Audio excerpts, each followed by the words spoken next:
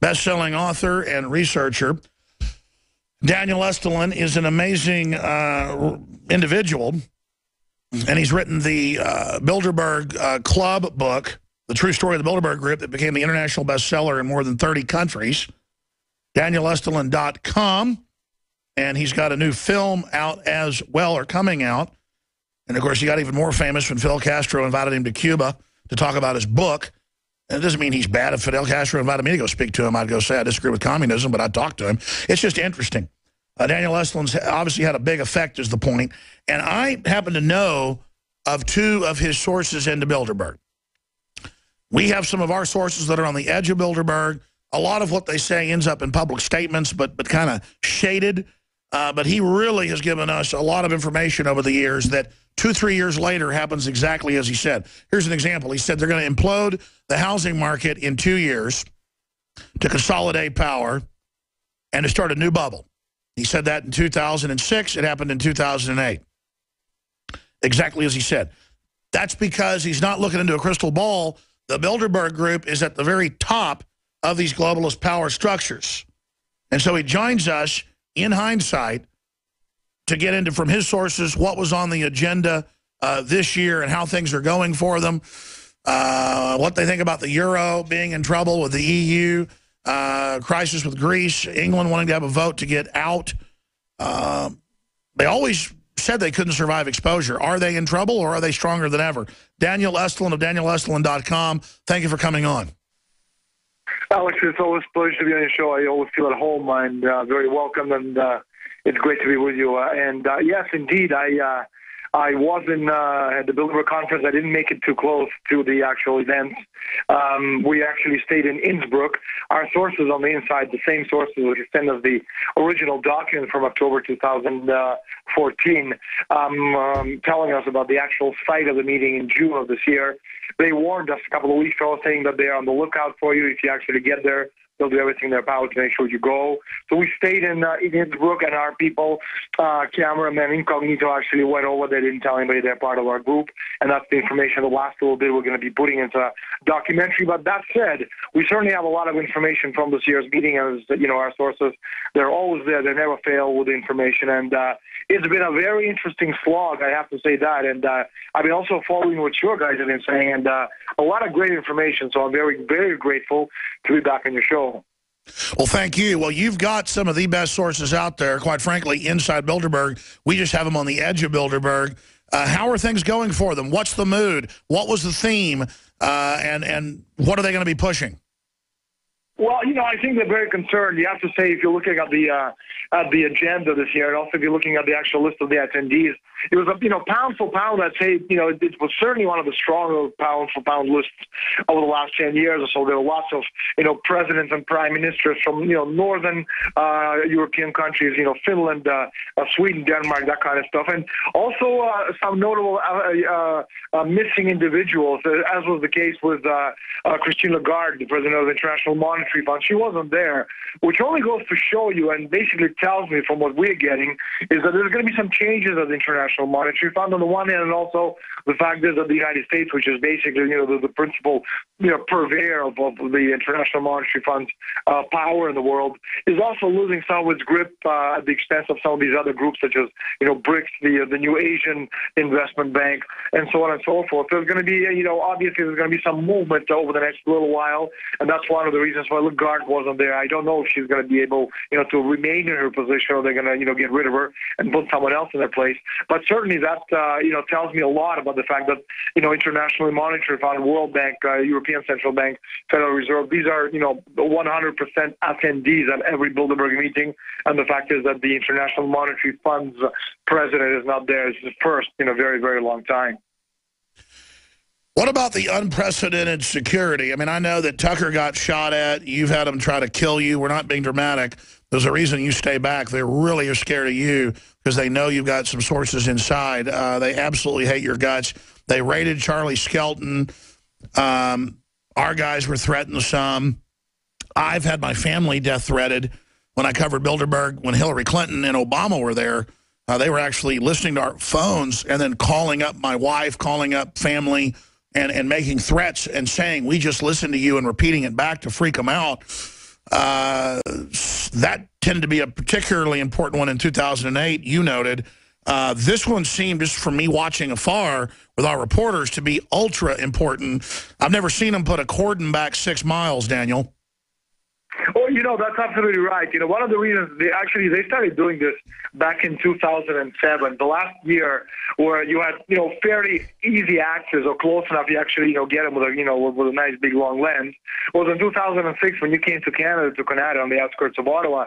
Before that, Jim and I were basically the only people going to these meetings. And when my book came out in the United States, and, whenever you had a chance to see these photographs, which looked like it was taken, literally from 2 meters away, of course they weren't, but it looked like it, these people realized that they need to do something with the security. And then, with the onslaught of online media and, social media, it just became impossible for these people, to keep this information, under the lid. So they started pushing this thing further and further back. And this year, you're absolutely right. They certainly got a little bit, out of hand in this sense. But also, what really surprised me, especially when I saw back in October 2014, the document where the Interior Ministry basically telling all their people the vacation period for the month of June is off the charts because the Bilderbergers are coming to town. What surprised me is the fact that these people are actually having their meeting in June, because usually it's it could be late April at the earliest, and usually sometime in May 15, 20. That's just about the time when you actually look at the agendas of the last 10, 20, 30 years. That's just about the right time for them to have the meeting. And the fact is that back in October they knew that this year's meeting is going to be held in June. Told me that a lot of very important things are going to be happening in June, because obviously, if they hold the meeting in May and then stuff happens in June, it certainly doesn't make any sense. And the first thing that obviously happened, you had a G7 meeting just, literally hours or days before the Bilderberg conference. But then when you look at the other stuff, and there's some of the things that, they talked about, and some of the things that, we've got from our sources, who basically said the reasons are the following. There's an Austrian mortgage bank with a very funny name by the name of Hypo Alpe Adria. Yeah, try saying that 10 times, okay? And they have to make a, smallish payment of 500 million euros, as a result of what basically happened when the Swiss depegged the franc and, revalued their currency 30% in 10 minutes.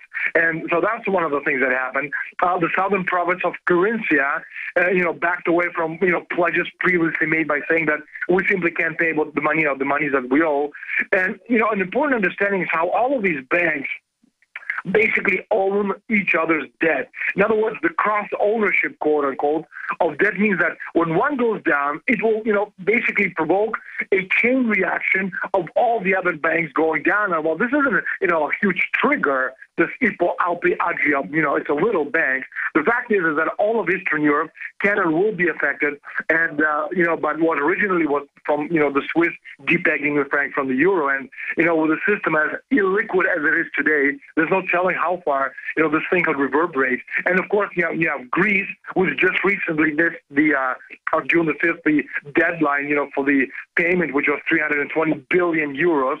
The money they simply don't have, and they said, we're not going to print it, and we can't, we're not going to pay it, and we certainly can't print it. And so the only thing left is for them to default and fall into the open arms of Russia and China. And, yesterday, the day before, right after the Bilderberg meeting finished, all of the European newspapers in Italy, in France, in Germany, in Spain, they all basically said the same thing. If Greece gets out of the euro and defaults on its debt, there's going to be a meeting in Brussels where jointly they're going to decide to close the banks and give us all a haircut.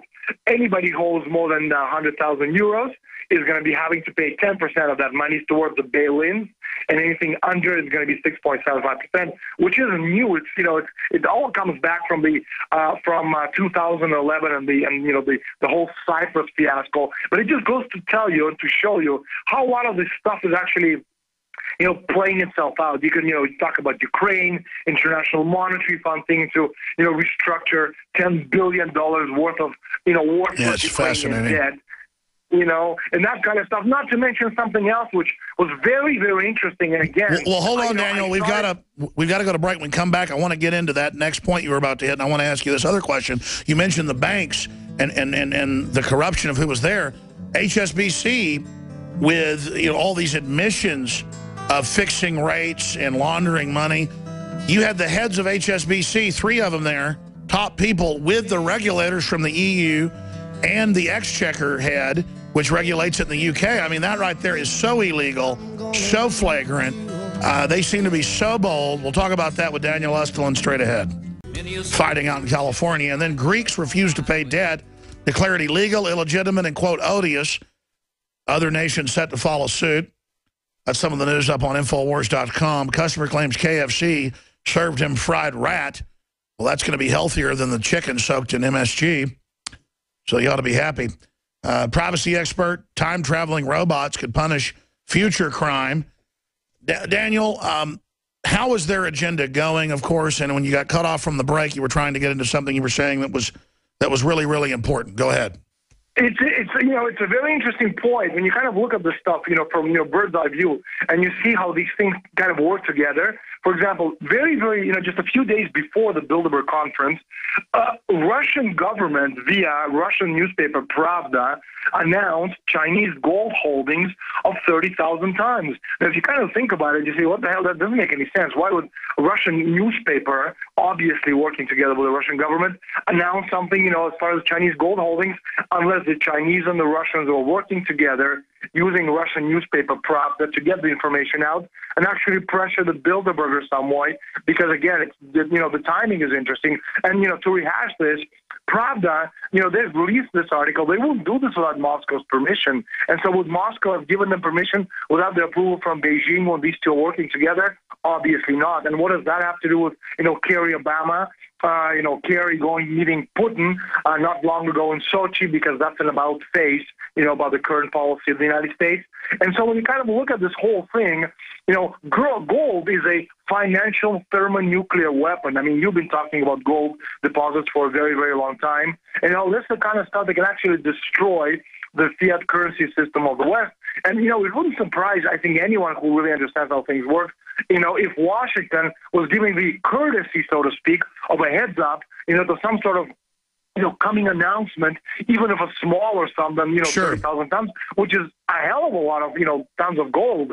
And so when you kind of look at this, and, this announcement by China, it raises the questions of Western holdings, which of course brings Western currencies into question. Sure, well, we've seen them manipulating that with tungsten and naked shorting. What does it signify in Spain that they're talking about restricting sales of gold? I mean, that's got to show you that they're really worried about gold. Well, it basically tells you that the whole thing is done. If you look at what's actually going on in Europe over the last few days, France, Germany, Austria, Italy, they have closed down their borders, Alex. This whole Schengen Treaty in Europe, which basically created this one united borderless Europe, that's dead. You have tens of thousands, if not hundreds of thousands of immigrants coming into Italy, tens of thousands that are coming into France. You have 50, 60,000 over the last few months have entered Germany. And so the European nations are saying we've had enough. And the European Central Authority, which is European Parliament and European Union, they've completely lost control and are losing power. And this is one of the reasons why we're seeing some of these, shake-ups on the European supranational level. And that goes to show you that, if France shut down the border, coming back from Innsbruck, we had to go through France. And when I actually got to France, that's all part of the European Union. For the first time in, I think, like 10 years, I have to show my passport. Usually I just show my residency permit from Spain, and that's enough. Well, they asked me, and they insisted on the passport, and I didn't have a passport. They wouldn't let me into the country. Do you know what I mean? So this is the first So time their borders are going right back now. up, which signifies the euro is beginning to break up, which I know the globalists plan to build it, then suck everybody dry, then implode it, but have it fold into a new supranational global government as the bubble. Is it going according to plan, or is it gyrating out of control? Is globalism in trouble?